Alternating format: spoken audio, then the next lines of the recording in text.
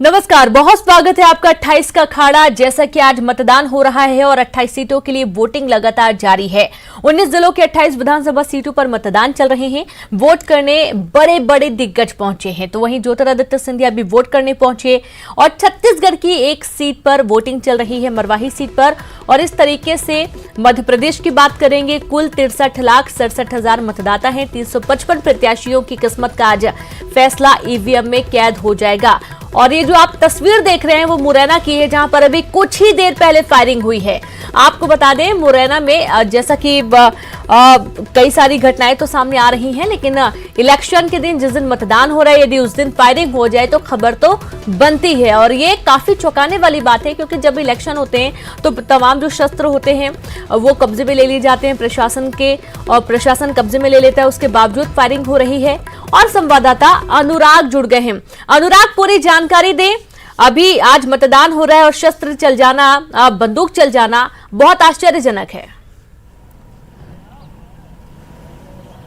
बिल्कुल, देखिए, जिस तरह के इनपुट मिल रहे थे उसके बाद अब ये खबर निकल कर आई है कि मुरैना के सोमावली जो विधानसभा सीट है उसी से लगा हुआ जतावरा का इलाका है, जहां पर पोलिंग बूथ के पास फायरिंग की गई है, गोली चली है और इसमें बीजेपी और कांग्रेस के शामिल होने की बात कही जा रही है। उसके बाद तमाम जो पोलिंग बूथ है वहां पर सुरक्षा बल को बढ़ा दिया गया है, लेकिन इस फायरिंग में एक व्यक्ति के घायल होने की खबर है। और इस पूरी घटना के बाद जो संबंधित पोलिंग बूथ था वहां पर कुछ देर के लिए वोटिंग को रोका गया है, लेकिन अभी खबर मिली है कि दोबारा वहां से वोटिंग शुरू हुई है। पुलिस के जो तमाम जवान है वो भी वहां पर पहुंच चुके हैं। तो कुल मिलाकर मुरैना की ये बड़ी घटना निकलकर सामने आई है। और सब इससे पहले भी एक मुरैना के ही दिमनी विधानसभा सीट पर एक कार को तोड़ने की खबर निकलकर आई थी। यहां पर जो है प्रदेश के शिवराज सरकार के मंत्री हैं इंदल सिंह कंसाना। एक मिनट, कंसाना लाइव है तो हम उनसे जानेंगे। मंत्री जी हैं यहाँ पर, तो इंदल सिंह कंसाना है, मंत्री हैं शिवराज सरकार में, पीएचई मंत्री हैं और यहाँ से बीजेपी के उम्मीदवार हैं। हम उनसे जानेंगे कि क्या पोजीशन है। मंत्री जी, एक तो अभी घटना आई है कि जतावरा में गोली चली। कोई गोली नहीं चली। हाँ। कोई गोली नहीं चली है वहाँ। ये सब गलत बात है। मेडिकल रिपोर्ट के बाद सत्यता सामने आ जाएगी। लेकिन मुरैना में पूरी तरीके से शांतिपूर्ण है चुनाव? पूरी जगह पूरी तरह शांतिपूर्ण है, कोई दिक्कत नहीं। वोटिंग का प्रतिशत आपको बढ़ता हुआ नजर आ रहा है? क्योंकि मुरैना शहरी इलाके में तो बहुत धीमी गति से हो रही है वोटिंग। जी, जी। नहीं, ये मतदाता का उत्साह है, ये मतदाता का उत्साह है और बड़े उत्साह से वोट डाल रहे हैं और विकास के नाम पर लोग वोट दे रहे हैं। ग्रामीण इलाकों में ज्यादा वोटिंग हो रही है? होना चाहिए, बिल्कुल होना चाहिए। अपने मत का उपयोग होना चाहिए। ज्यादा उत्साह है तो ज्यादा वोट लोग। कहीं से कोई ईवीएम वगैरह को लेकर कोई शिकायत आई हो? कोई शिकायत नहीं, कोई शिकायत नहीं। आपने अपने वोट का इस्तेमाल कर लिया क्या? मैं अभी आके चल रहा हूँ। पहले मेरी यहाँ हमारी कुलदेवी हैं, उनके दर्शन करूंगा, उसके बाद में लौट के यहाँ मतदान करूंगा। तो इंदल सिंह हैं जो कि मंत्री हैं शिवराज सरकार में, अपने वोट का इस्तेमाल वो करेंगे। लेकिन हम यहाँ पर आपको वो तस्वीरें भी दिखाएंगे जो ग्रामीण इलाकों में वोटिंग को लेकर है। ये शासकीय प्राथमिक विद्यालय है जहाँ पर वोटिंग जारी है। यहाँ पर सोशल डिस्टेंसिंग का पालन जरूर कराया जा रहा है। मास्क जो है, वोटर यहाँ पर जो आ रहे हैं उनको मास्क का वितरण किया जा रहा है ताकि कोविड-19 की गाइडलाइन का पालन हो सके। हालांकि यहाँ पर किसी तरीके से कोई वेटिंग रूम या बैठने की व्यवस्था नहीं है, लेकिन फिर भी कोविड-19 से किस तरीके से बचाव। बिल्कुल अनुराग, लगातार नजर बना के रखे, आगे भी आपसे जानकारी लेंगे। और इस तरीके से फायरिंग हुई है। मंत्री जी से जब बात की गई तो उनका ये कहना था कोई फायरिंग नहीं हुई। जब पूछा गया कि बहुत धीमी गति में वोटिंग चल रही है, कम लोग पहुंच रहे हैं, तो उनका बोलना था कि ये जनता का उत्साह है। अब जरा समझिए आप कि मंत्री जी अपनी धुन में हैं। हालांकि कुलदेवी के दर्शन करने जा रहे थे, उसके बाद वो मतदान करेंगे, लेकिन वाकई में जो तस्वीरें हैं वो बहुत ही कम संख्या में लोग पहुंच रहे हैं मतदान करने के लिए।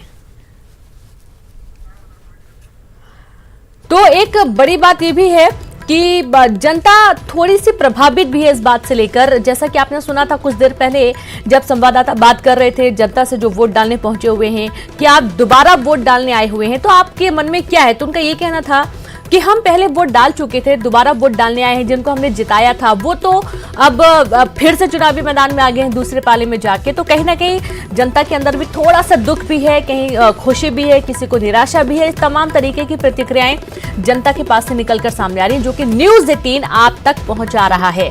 अब ये बहुत अहम है, आप ये बिल्कुल ना सोचे कि दोबारा वोटिंग करनी पड़ रही है तो कोई भार है। बिल्कुल आप पहुंचे, उतने उत्साह के साथ पहुंचे। आप जिसे अपना प्रतिनिधि चुनना चाहते हैं आप उसे चुने और एक बार फिर से मजबूत सरकार बनाने की कोशिश करें। ध्यान रखें आपके जो मुद्दे रहे हैं, आपके जो प्रभाव, जो आपका क्षेत्र है वहां पर नेताओं का कितना प्रभाव है, नेता कितना काम कर चुके हैं, नेता कितना काम करना चाहते हैं या कर सकते हैं, आप अपने क्षेत्र के बारे में बहुत अच्छे से जानते हैं और उस हिसाब से आप वोट करें और वोट जरूर करें, उसे खाली ना जाने दें। 19 जिलों की 28 विधानसभा सीटों पर आज मतदान चल रहा है और ये मतदान बहुत अहम है, खासतौर पर चाहे महिलाओं को लेकर हो, महिला सुरक्षा की बात हो, एजुकेशन को लेकर हो, युवाओं की बात हो।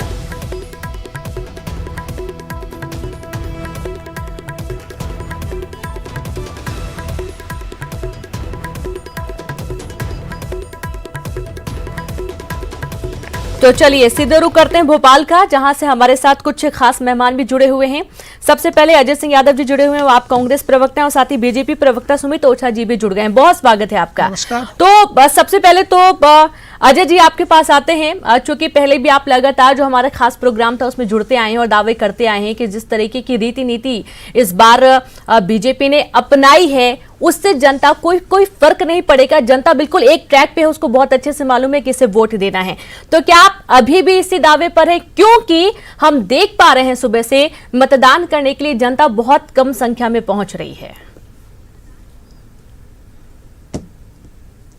देखिए रेणु जी, मध्य प्रदेश के जो विधानसभा उपचुनाव हैं वो किसी भी मायने में आम चुनाव से भी अलग हैं और उपचुनाव से भी अलग हैं, क्योंकि ये चुनाव हैं देश में लोकतंत्र की रक्षा के लिए। आज जनता को फैसला करना है कि देश में सरकारें जनता के मत से बनेंगी या नोटों की तादाद से बनेंगी। क्या विधायकों को खरीद कर जो दल विपक्ष में बैठा हुआ है, जनता ने जिसको 5 साल के लिए विपक्ष का जनादेश दिया था, वो सत्तारूढ़ दल के विधायकों को खरीदेगा और सत्ता में बैठ जाएगा? जनता इस चीज़ों को माफ़ नहीं करेगी। मैंने कम से कम 28 क्षेत्रों में से 20 से 22 क्षेत्रों में व्यक्तिगत तौर पे बात की है। जनता कहती है कि हमें बेचा गया है। 35-50 करोड़ में इन विधायकों ने जनता का मत बेचा है। जनता इन विधायकों से पूछ रही है हमें हमारा पैसा दो, 5,000-6,000 रुपये, क्योंकि आपकी जो ताकत थी वो हमने दी थी। और जनता पूछती है जब आपको 5 साल के लिए विधायक चुना था, विधायक नहीं रहना था तो अब दोबारा क्यों बनना है? जनता के इन सवालों का जवाब नहीं है इन बिके हुए नेताओं के पास। और इस चुनाव का मुद्दा केवल और केवल बिकाऊ गद्दार इन मुद्दों से बाहर ये चुनाव नहीं निकल पाया है और जनता इन्हीं मुद्दों पे मतदान कर रही है। भारतीय जनता पार्टी के उम्मीदवार भारी मतों से चुनाव हारेंगे। केवल और केवल प्रशासन का दुरुपयोग करने की कोशिश हो रही है।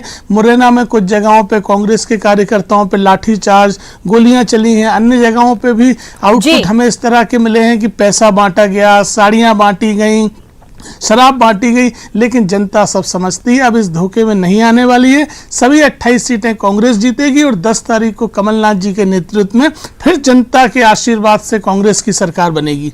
जी बिल्कुल, ये तो खैर देखना होगा। सुरेश जी, माफ कीजिएगा सुमित जी, एक सवाल है, यहाँ पर एक चीज देखी जा रही है कि जो पार्टी प्रमुख को वोट जाएगा या किसी खास चेहरे को, व्यक्तित्व को वोट जाएगा? तो चूंकि कांग्रेस का एक बड़ा पूरा पैक इस वक्त बीजेपी की तरफ से चुनाव लड़ रहा है, चुनावी मैदान में है, तो व्यक्ति प्रमुख के आधार पर वोट डाले जा रहे हैं या फिर पार्टी विशेष को ध्यान में रखते हुए वोट डाले जाएंगे? क्या लगता है आपको? यह वादा खिलाफी के, वचनों के भंगता के खिलाफ चुनाव है जी। यह लोकतंत्र में एक उत्तरदायित्वता की अवधारणा को सुनिश्चित करने वाला कि 70 वर्षों का लोकतंत्र अब उत्तरदायित्व, जनता के प्रति अपने वायदों की उत्तरदायित्वता का कैसे निर्धारण करने जा रहा है यह 28 सीटों के चुनाव से। क्या किसी राजनीतिक दल को यह अधिकार है कि वह झूठ बोले गंगा जल उठा करके कि हम ऐसा कर देंगे, कर्जा माफ कर देंगे, बेरोजगारी भत्ता देंगे, स्कूटी देंगे, जो है छुट्टी देंगे, पुलिस वालों को छुट्टी देंगे, 5 रुपया डीजल पे कम कर देंगे, 5 रुपया दूध पर कम कर देंगे, और बाद में सरकार में आने के बाद में सिर्फ बहाने, सिर्फ बंटाढार, सिर्फ लूट, सिर्फ अराजकता, सिर्फ कुशासन और सिर्फ तबादला उद्योग, इस तरह की सरकार चलाते रहेंगे। और क्या ऐसे लोगों को जिन्होंने 10 दिन में काम करने का वादा किया था, जिन्होंने टीवी चैनल्स पर घोषणा कर दी थी कि हमने संविदा कर्मियों को बहाल कर दिया है, लेकिन एक संविदा कर्मी भी जिसको नौकरी मिली वो सामने नहीं आया, एक युवा सामने नहीं आया जिसको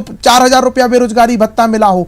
ऐसी झूठ असत्य बोलने वाले लोगों को क्या 5 साल गंगा जल उठा करके जो है झूठ बोल करके जाएंगे और 5 साल जनता को लूटने का अधिकार मिलेगा, या जनता उनके वचनों के प्रति? देखिए, ये पूरा सिनेरियो मैं आपको बताऊं, ये विधायकों से जनता पूछ रही थी कि कब करेंगे वायदे पूरे। इसीलिए मुन्ना लाल गोयल जी ने इस पूरे घटनाक्रम के 6 महीने पहले ही पूछा था विधानसभा के पटल पर कि कब करेंगे बेरोजगारों को बेरोजगारी भत्ता। हमारे क्षेत्र के युवा पूछ रहे हैं कब से मिलेगा। कमलनाथ जी ने लिखित रूप से मना कर दिया, नहीं मिलेगा। इसी तरह से जब किसी से मिलने से मना कर दिया, वायदे पूरे करने से मना कर दिया, तब जाकर के जनता के दबाव में, और जो लोकसभा चुनाव हुआ मध्य प्रदेश के अंदर, जिसमें हमने कहा जब एक वोट से 2 सरकार बनाइए, वादा खिलाफी करने वाली सरकार को मुक्ति से मुक्ति पाइए, उस समय ये कह रहे थे एक वोट से 2 सरकार कैसे। हम मध्य प्रदेश के अंदर जनता के आक्रोश को समझ रहे थे कि जनता कांग्रेस को वोट देकर के छली गई है, वो जनता पश्चाताप कर रही है, और उसी पश्चाताप की परिणति आप देखिएगा 10 नवंबर को जब परिणाम आएंगे तो आप देखेंगे कि मध्य प्रदेश की जनता जैसे लोकसभा चुनाव में सुपड़ा साफ कांग्रेस का किया था, पूरी की पूरी सीटें भारतीय, जितनी सीटें लोकसभा में आई थी उतनी सीटें, यानी 28 के 28 सीटें भारतीय जनता पार्टी जीतेगी। कांग्रेस देखने वाला ये होगा कि कांग्रेस उस दिन बहाना क्या बनाती है। जी सुमित जी प्लीज सुनिए, अभी क्या सांवेर सीट से जो प्रेमचंद गुड्डू जी हैं उनसे जब बात हो रही थी, हमारे संवाददाता ने बात की, तो उनका ये कहना था बीजेपी इसलिए बहुत ज्यादा आश्वस्त है क्योंकि यहां पर तकरीबन 1600 से ज्यादा वोटर हैं, लेकिन पर्चियां 123 से 125 बांटी गई हैं, और 2 बूथ हैं और दूसरे बूथ में तकरीबन 25% ही पर्चियां बांटी गई हैं। और यहां से साफ तौर पर समझ में आ रहा है कि जो जाली वोट है वो डलेंगे, और यही कारण है कि बीजेपी इतनी ज्यादा आश्वस्त है। ये आरोप वो लगातार लगाते आ रहे हैं। देखिए, ये जब आरोप लगाने लगे, कहते हैं साधु चोर और लंपट ज्ञानी, अपनी सीगत सभी की जानी। जो लोगों ने हमेशा से इसी तरह से चुनाव लड़े हैं, इसी तरह से लोकतंत्र को प्रभावित किया है, इसी तरह से जो है लोकतंत्र की अवधारणाओं को कलंकित किया है, वो लोग अपने जैसा दूसरों को समझते हैं। भारतीय जनता पार्टी अपने जनता के बीच में अपना काम करती है, जनता से जो हम वायदे करते हैं वो पूरा करते हैं, प्रामाणिकता के साथ करते हैं, जनता के दरवाजे पर जाते हैं। और जब जब कांग्रेस इस तरह के बहाने बनाने लगे, समझ लीजिए ये उनकी हार के स्वीकार के संकेत हैं। जब जब ईवीएम पर रोना रोएंगे, जब जब ये मतदाताओं की पर्ची कम बांटी गई है, संवैधानिक संस्थाओं पर प्रश्न चिन्ह उठाएंगे, तब समझ लीजिए कि धीरे धीरे अब कांग्रेस उस मूड में आ रही है कि अब मतदान होने जा रहा है, हम 10 नवंबर को क्या बहाना बनाएंगे, इसकी पृष्ठभूमि कैसे तैयार की जाए, संपूर्ण कांग्रेस इसमें लगी हुई है। मैं बहुत स्पष्ट रूप से कह रहा हूं कि जो भी राजनीतिक दल अलोकतांत्रिक होगा, कौन दल अलोकतांत्रिक है? मुख्यमंत्री में, प्रदेश अध्यक्ष में, नेता प्रतिपक्ष में, चुनाव अभियान समिति में, स्टार प्रचारक में, ये जो कमलनाथ जी का मैं है, कोई भी राजनीतिक दल, कांग्रेस ही नहीं, कोई भी राजनीतिक दल इतना ज्यादा मैं करेगा तो वो बिखर जाएगा, वो निस्तानाबूत हो जाएगा। और कांग्रेस 10 नवंबर को यही होने जा रही है, जनता से वायदा खिलाफी, अपने कार्यकर्ताओं। ब्रेक के बाद एक बार फिर से आप सभी का स्वागत है। जैसा कि 28 के अखाड़े में लगातार चर्चा भी चली थी, हमारे साथ खास मेहमान भोपाल से लाइव जुड़े हुए हैं। कुछ प्रमुख सीटों की भी हम बात कर रहे हैं, जैसे कि सांवेर सीट हो गई, डबरा सीट हो गई, और खास तस्वीरें तो आपको लगातार दिखाएंगे ही, लेकिन एक बार फिर से चर्चा की तरफ हम रुक करते हैं और उसके बाद उन प्रमुख सीटों की तरफ भी ध्यान देंगे। तो अजय जी, आप बहुत मुस्कुरा रहे थे ब्रेक के पहले, और आपके जहन में बहुत सारी बातें भी सामने आई होंगी, जाहिर सी बात है। कुछ सवाल पहले तो सुमित जी के लिए हैं, लेकिन आप फिलहाल अपनी पहले प्रतिक्रिया दीजिए, क्योंकि आपने कहा था कि आपको बोलने का मौका चाहिए और ब्रेक लेना पड़ा। देखिए रेणु जी, भारतीय जनता पार्टी के नेता प्रवक्ता जिस तरह का भ्रम फैला रहे हैं, जुमलेबाजी कर रहे हैं, यह तो जनता 2018 में खारिज कर चुकी है। आप देश को संविधान से चलाएंगे, अपनी मनमर्जी से नोट तंत्र से चलाएंगे। संविधान कहता है सरकार 5 साल के लिए बनेगी। विधायक को जनता ने जनादेश दिया भारतीय जनता पार्टी और शिवराज सिंह चौहान के खिलाफ। आप जनता के बीच में जनादेश लेके आए हैं कि हम भाजपा की सरकार हटाएंगे, कांग्रेस की सरकार बनाएंगे। उस जनता को आपने धोखा दिया। जनता करती है फैसला 5 साल बाद कि सरकार ने वादे निभाए या नहीं निभाए। भारतीय जनता पार्टी के नोक तंत्र से ये फैसला नहीं होगा, जनता करती फैसला। 15 महीने हमारी सरकार रही, 70% से ज्यादा वादे हमने पूरे किए। मध्य प्रदेश में माफिया के खिलाफ, अपराधियों के खिलाफ जो कार्रवाई हमने करी, माफिया के साथ मिलकर भाजपा ने ज्योतिरादित्य और उनके समर्थकों को खरीदा और ये सरकार गिराई। लेकिन अजय जी सवाल तो यही है, केवल जुमलेबाजी करते हैं, हिसाब देने से भागते हैं। अजय जी सवाल तो यही है कि जब शुद्ध के लिए युद्ध होने लगा, जब माफियाओं के खिलाफ कार्रवाई होने लगी, और हमने खुद तस्वीरें कवर की हैं, चाहे वो इंदौर की बात रही हो, चाहे वो सीहोर की बात रही हो, चाहे वो आसपास के अन्य इलाकों की बात रही हो, होशंगाबाद की बात रही हो, जो भी माइंस थे वहां पर, तो अचानक से ऐसा क्या हो गया कि अंतरात्मा जाग गई और कांग्रेस के बड़े बड़े मंत्री बीजेपी में जा पहुंचे? देखिए रेणु जी, यही बात सबसे महत्वपूर्ण है। 6 मार्च 2020 ज्योतिरादित्य सिंधिया जी शिवपुरी में कहते हैं ये सरकार अपने सभी वायदे पूरे कर रही है, किसान कर्जा माफी 1 लाख तक हो गए हैं और बकाया भी बहुत जल्दी होने वाले हैं। और 4 दिन बाद वही ज्योतिरादित्य सिंधिया जी सरकार गिरा देते हैं। जनता से कहते हैं मैं ढाल तलवार बनूंगा। कमलनाथ ने मुझे सड़कों पर उतरने के लिए कह दिया है। मुझे सुमित ओरछा जी बता दें, 8 महीनों में उन अतिथि शिक्षकों के लिए भाजपा ने क्या किया, मुझे बता दें। वही सवाल अभी हम सुमित जी से करेंगे। 27 लाख के बाद बकाया 2 लाख तक के केस क्यों ये रोक सवाल दिए? हम सुमित जी से करेंगे, उसके पहले हम सीधे करते हैं सहयोगी रंजना के पास। राज्यसभा पहुंच गए, 14 नेताओं को। प्लीज अजय जी थोड़ा सा रुकिए, रंजना के पास रुक करते हैं। रंजना, क्या कुछ अहम जानकारी इस वक्त?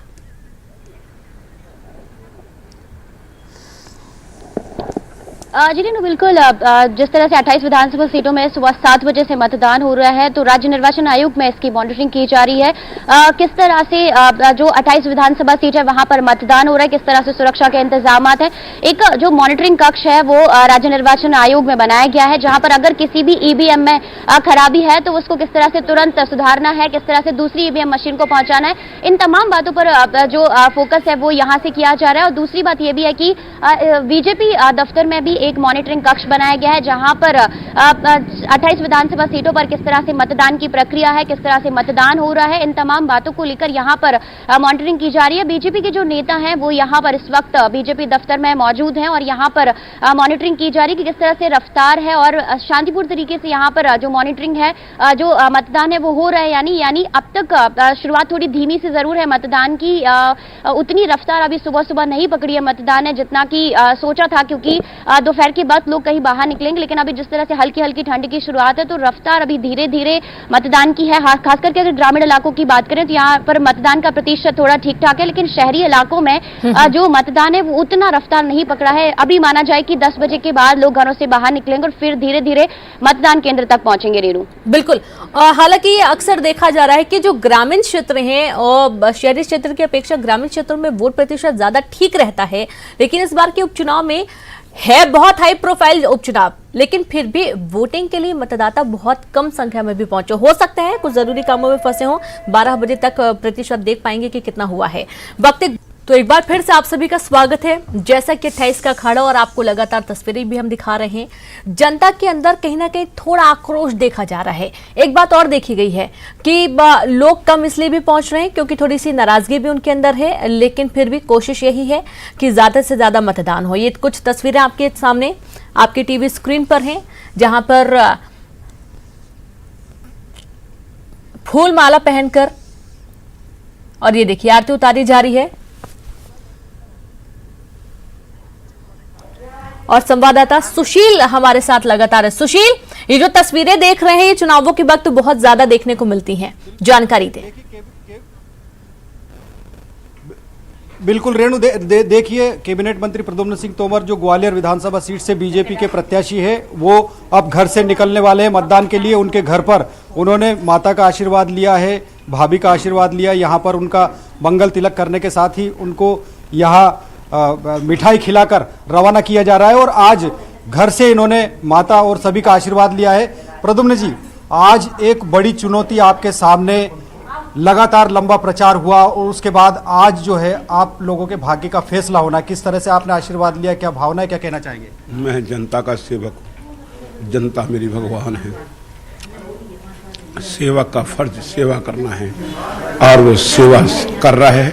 और जनता जनार्दन में अगर निष्ठा से ईमानदारी से सेवा करोगे तो उसका प्रसाद मीठा मिलता है और अच्छा मिलता है। 15 दिनों तक आपने मतदाताओं का आशीर्वाद लिया, आज सुबह से आप उठे हैं नहाने धोने के बाद, किस तरह की आज की दिनचर्या आपकी रही है और किस तरह का आशीर्वाद? आज का दिनचर्या ये रही, सवेरे उठा आराम से, उठ के भगवान का पूजा की है, माँ का, अपनी बहन का, भाभी का, बड़े भाई का आशीर्वाद लिया है और आशीर्वाद लेकर के आशीर्वाद लेके अब मतदान करने जा रहा हूँ।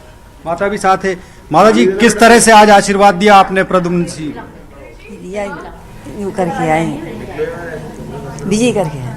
विजय कर। प्रद्युम्न जी, क्या लगता है मतदाता किस सोच के साथ आज वोट करेगा? मतदाता राष्ट्र के उत्थान के लिए मतदान करेगा, राष्ट्र के विकास के लिए काम करेगा, ग्वालियर और चंबल के युवाओं के चेहरे पर चमक आए, एक औद्योगिक हब बने, उसके लिए मतदान करेगा।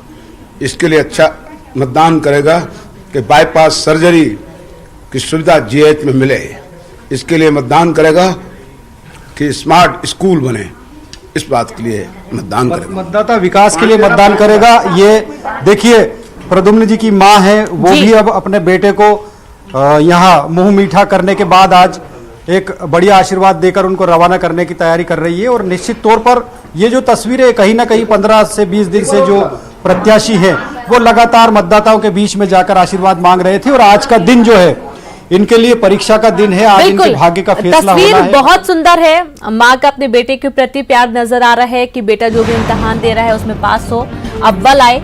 इसी बीच एक और बड़ी खबर, मुरैना में 2 पक्षों में गोलीबारी हुई है। गोलीबारी पचौरीपुरा धर्मजीतपुरा में गोलीबारी हुई है और इस दौरान न्यूज 18 के रिपोर्टर पर भी हमला हुआ है।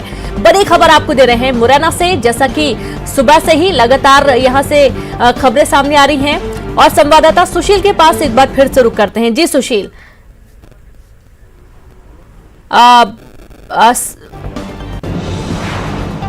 तो एक तरफ जहां हमले हो रहे हैं, मुरैना में 2 पक्षों में हमला हुआ है और इस दौरान न्यूज 18 के रिपोर्टर पर भी हमला हुआ है।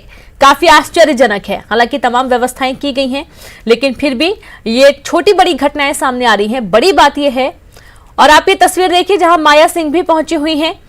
अब चुनावी मैदान में इन्होंने भी कई सारे भाषण दिए हैं और कई सारी रैलियों में शामिल रही हैं, कई बड़े मंचों में नजर आई हैं।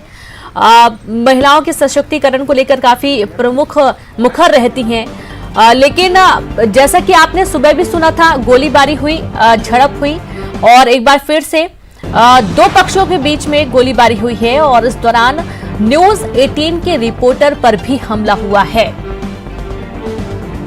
पचौरीपुरा धर्मजीत पुरा संवाददाता दुष्यंत की तरफ रुक करते हैं। दुष्यंत, ये विवाद क्या था? गोली चल गई, इतनी बड़ी बात?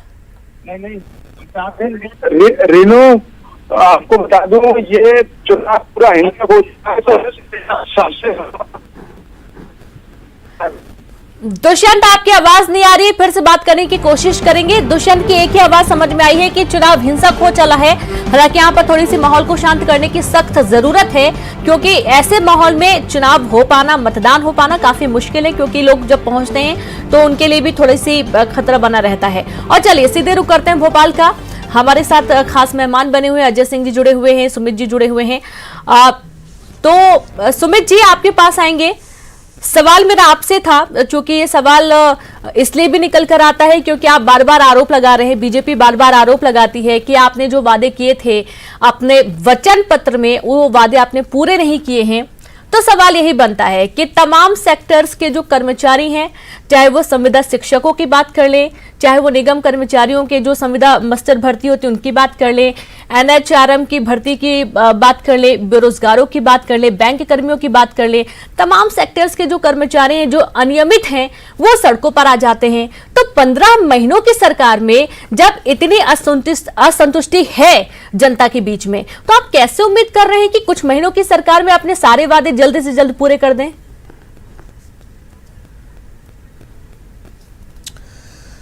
रीनू जी, राजनीतिक बेशर्मी का इससे बड़ा उदाहरण कुछ हो नहीं सकता है कि एक पार्टी जिसे भारतीय जनता पार्टी से कम वोट मिले थे, वो बार बार यह जनता के बीच में कहती है, टीवी चैनल्स पर कहती है कि हमें जनादेश मिला था, हमें जनादेश मिला था।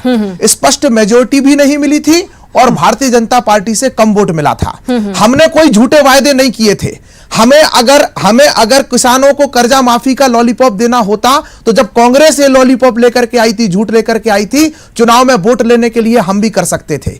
लेकिन भारतीय जनता पार्टी जो कहती है वो करती है और वही कहती है जो वो कर सकती है। और इसलिए भारतीय जनता पार्टी ने अपना एजेंडा कि हम किसानों को इससे ज्यादा लाभ, इससे ज्यादा अन्य अन्य योजनाओं से देंगे, हम युवाओं के लिए किस तरह की योजना लाएंगे, हमने कहा था और हमें इसी बात पर कांग्रेस से ज्यादा वोट मिले थे। इस बात से कोई भी इंकार नहीं कर सकता है। लेकिन कांग्रेस आई और कांग्रेस ने, भाई मैं ये नहीं कह रहा हूं कि पूरे वादे कुर्सी पर बैठते ही पूरे हो जाने चाहिए थे, लेकिन जिन वायदों को लेकर के कांग्रेस ने उद्घोषित कर दिया था कि हमने ये वायदे पूरे कर दिए, कम से कम उन पर तो हमें जवाब मांगने का अधिकार है। इन्होंने टीवी चैनल्स के माध्यम से, पत्रकारों के माध्यम से, अखबारों के माध्यम से, विज्ञापनों के माध्यम से घोषित किया कि हमने बेरोजगारी भत्ता ढोर चराने और जो है बैंड बजाने के नाम पर जारी कर दिया। अगर हम विपक्ष होने के नाते ये जवाब मांग रहे थे कि 20 नौजवानों के खाते में पैसा गया है, 4000 रुपए महीने दिखा दीजिए, तो क्या हम बुराई कर रहे हैं? इन्होंने पुलिस थानों में रोस्टर लगा दिए थे कि हम छुट्टियां दे रहे हैं।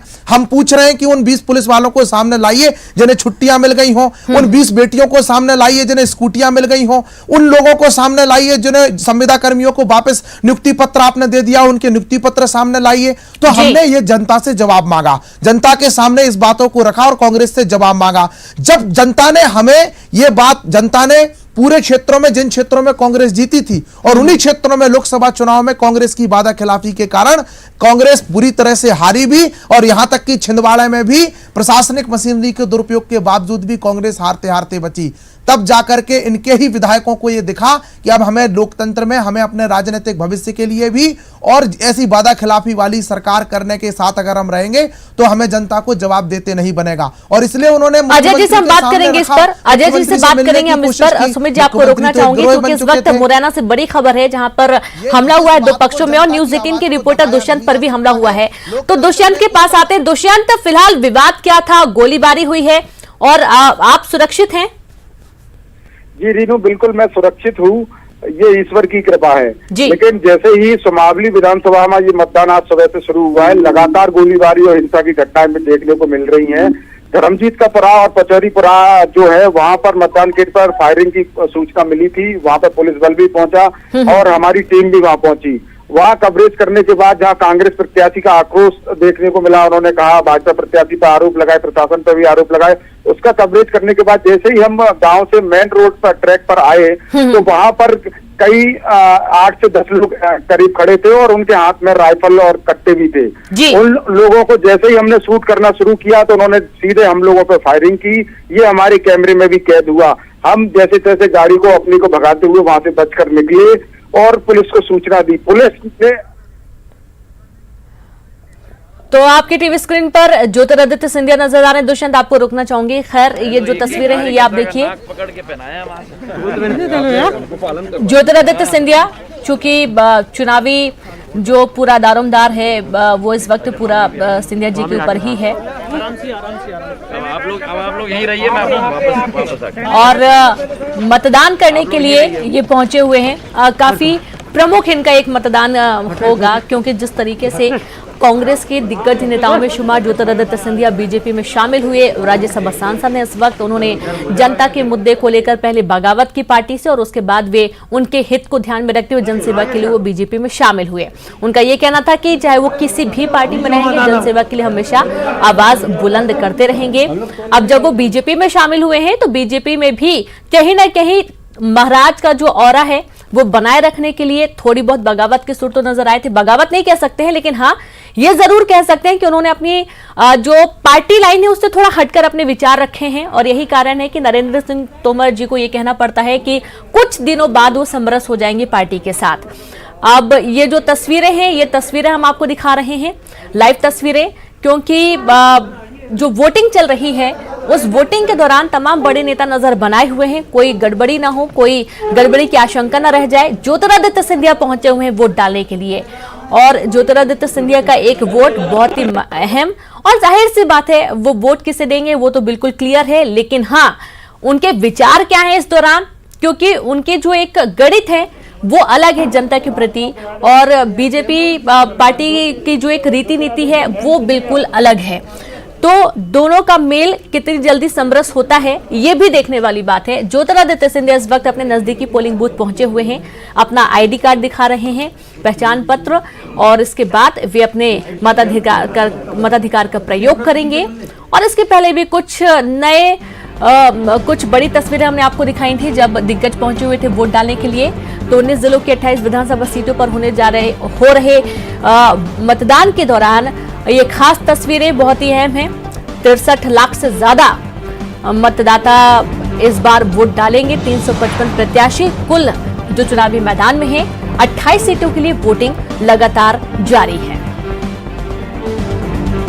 तो टीवी की स्क्रीन पूरी सजी हुई है, आप देख सकते हैं हर वो छोटी बड़ी जानकारी जो कि आपके लिए बहुत ही अहम हो सकती है। प्रत्येक सीट से जो उम्मीदवार हैं वो भी बता रहे हैं, प्रत्येक सीट पे कितना तकरीबन परसेंटेज हो चुका है वो भी दिखा रहे हैं। तो ज्योतिरादित्य सिंधिया अभी वोट डालने पहुंचे हुए हैं। ये जो इतने सारे कैमरे आपको नजर आ रहे हैं उसका एक बहुत बड़ा कारण यही है क्योंकि ज्योतिरादित्य सिंधिया हैं और यही एक बहुत बड़ी कड़ी है जिनके कारण आज उपचुनाव हो रहा है और मतदान हो रहा है।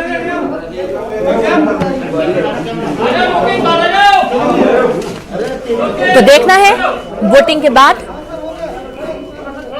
मीडिया से मुखातिब होते हैं तो वो क्या कहते हैं, क्योंकि कहीं ना कहीं ये एक बहुत बड़ी अग्नि परीक्षा ज्योतिरादित्य सिंधिया के लिए भी है। साख का सवाल है, एक पूरा बैकपैक वो लेकर पहुंचे थे बीजेपी में। हालांकि बीजेपी ने बहुत ही अच्छे से सभी को अपनाया और इस वक्त प्रत्येक जो पूर्व विधायक पूर्व मंत्री जो बीजेपी में शामिल हुए थे वो अपनी उन्हीं सीटों से एक बार फिर से चुनावी मैदान में है। बस कुछ सीटों के जो समीकरण है वो बदले हुए हैं। पहले जो बीजेपी में थे वो कांग्रेस में शामिल हो गए, जो कांग्रेस में थे वो बीजेपी में शामिल हो गए हैं। चेहरे वही हैं, बस पार्टी का जो सिंबल है वो बदल चुका है। तो वोट डालकर ज्योतिरादित्य सिंधिया इस वक्त निकल चुके हैं और देखना है कि ज्योतिरादित्य सिंधिया इस वक्त मीडिया से मुखातिब हो रहे हैं तो क्या कुछ कहते हैं। एक मिनट भैया थोड़ा क्या कर रहे हो?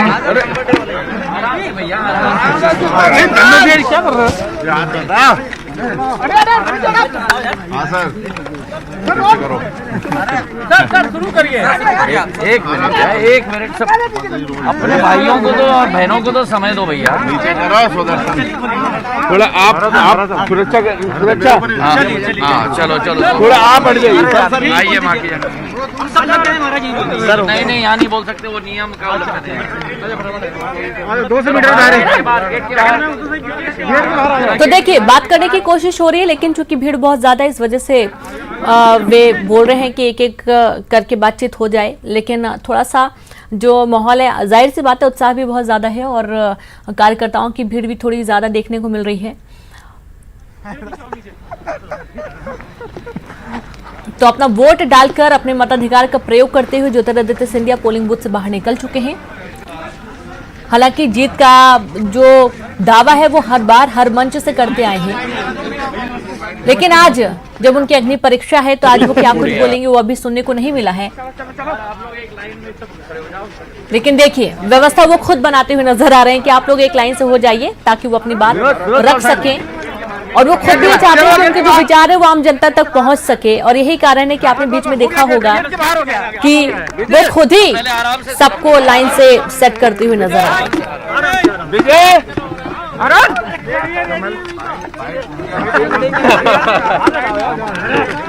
अरे भाई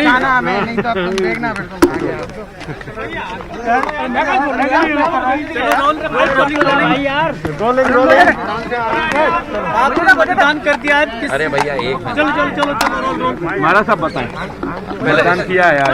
सब लोग पहले आराम से सेटअप कर लो। अरे यार चिल्लाएंगे यार। आराम से सही है। आप बोलिए बोलिए सर, आप बोलिए। सब लोग शांत हो जाओ, सब सेट हो जाए। चलिए चलिए शांत हो जाइए। बोलिए नीचे करो थोड़ा सा, छोड़ो ना, शांत हो जाइए, शांत हो जाइए।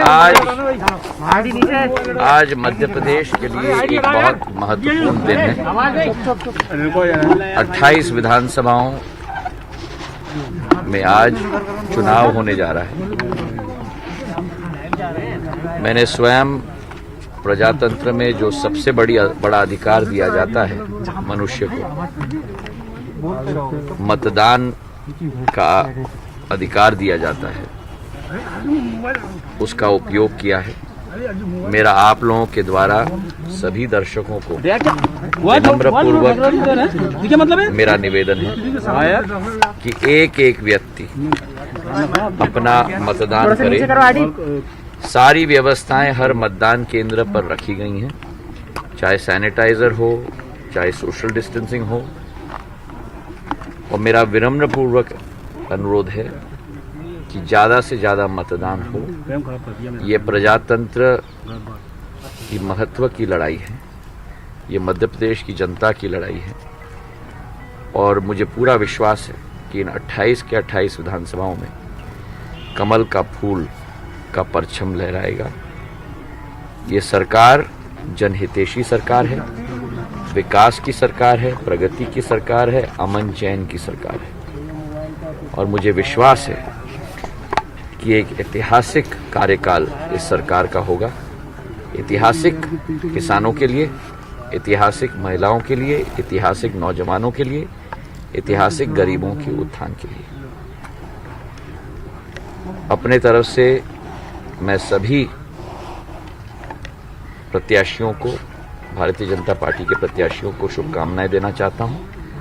और ये आशा और विश्वास रखता हूं कि जनता का बर्दस्त और जनता का आशीर्वाद उन सब के साथ रहेगा, ताकि जनसेवा के पथ पर हम लोग सब संयुक्त रूप से आगे अग्रसर हो पाए। सर, कमलनाथ जी ने कहा कि प्रलोभन में ना आए, किसी के लालच में ना आए। देखिए, कांग्रेस की ये आदत है ओछी राजनीति करने की। कांग्रेस की आदत है एक्सक्यूज बनाने की। कांग्रेस की आदत है कि जब हार रहे हों तब हर तरीके का तंत्र का उपयोग करने की। मुझे पूरा विश्वास है कि जनता का आशीर्वाद, कमल के फूल, भारतीय जनता पार्टी शिवराज सिंह जी चौहान के नेतृत्व में इस सरकार पर रहेगी। और पूरे मजबूती के साथ हम विकास और प्रगति के पथ पर अग्रसर होंगे, जनता की सेवा के लिए।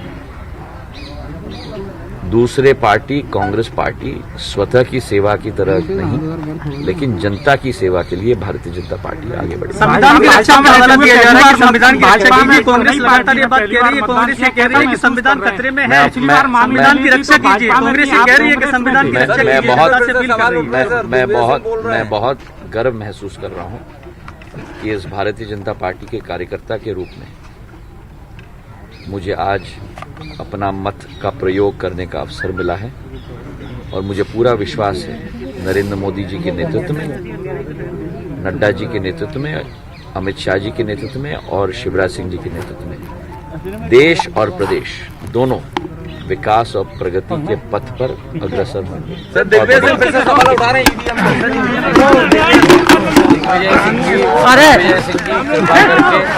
अपने आप पर सवाल उठाए कि उन्होंने क्या हाल करके छोड़ा था मध्य प्रदेश। खड़े रहो, खड़े रहो।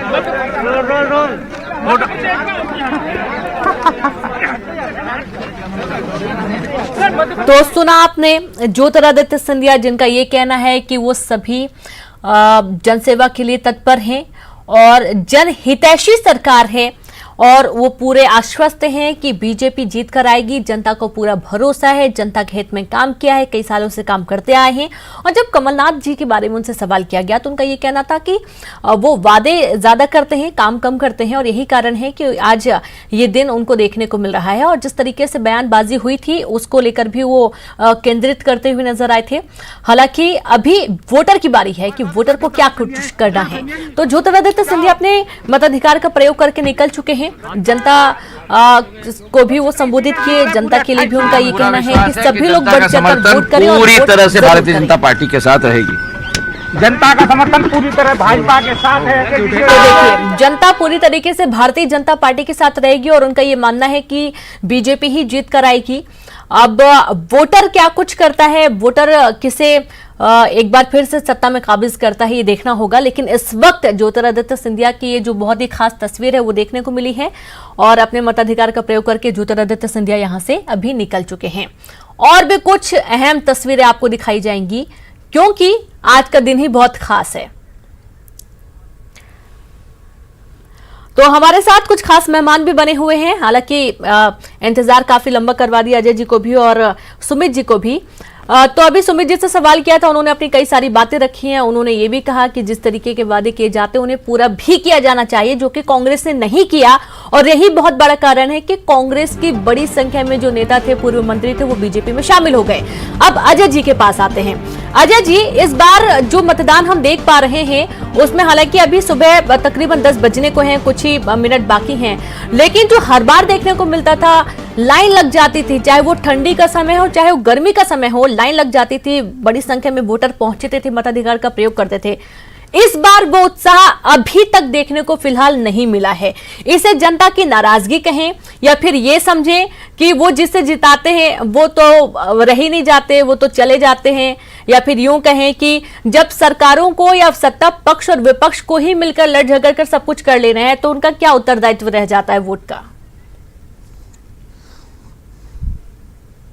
देखिए रेणु जी, हमें पूरी उम्मीद है मध्य प्रदेश के 28 क्षेत्रों में जनता ज़्यादा से ज़्यादा बाहर निकलेगी और लोकतंत्र की रक्षा के लिए मतदान करेगी। मध्य प्रदेश में मुद्दों की बात कर कौन रहा है? केवल कांग्रेस पार्टी। हमने 15 महीने का हिसाब रखा तो आप जुमलेबाजी करने लगे। हिसाब देते, हमने कहा 27 लाख किसानों का कर्जा माफ किया, आपने 2008 में वादा किया जिनसे कि मुख्यमंत्री जी ने अच्छा व्यवहार नहीं किया।